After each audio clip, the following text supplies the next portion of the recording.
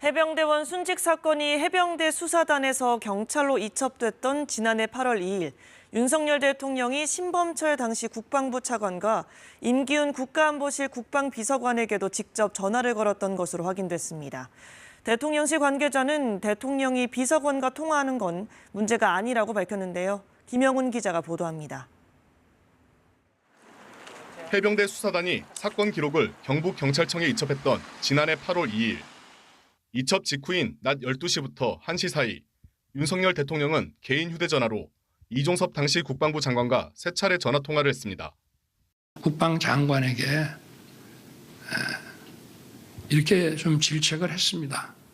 그 시신을 수습하는 그런 일인데 왜 이렇게 무리하게 진행을 해서 이런 인명사고가 나게 하느냐.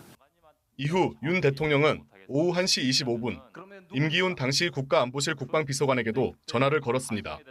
통화는 4분 51초 동안 이어집니다. 오후 4시 21분 윤 대통령은 신범철 당시 국방부 차관에게도 전화를 걸었습니다. 그리고 3시간 뒤인 오후 7시 20분쯤 군 검찰은 사건 기록을 경북경찰청에서 회수합니다. 같은 날 대통령실과 국방부가 연락을 주고받은 정황도 나타났습니다. 이시원 당시 대통령실 공직기강 비서관은 임 비서관과 5차례, 신 차관과는 3차례 통화했습니다. 이 비서관은 이날 유재은 국방부 법무관리관과도 4차례에 걸쳐 문자와 전화로 연락을 주고받았습니다. 이첩됐던 사건 기록이 당일 회수되기까지 반나절 동안 분주하게 연락이 오간 겁니다.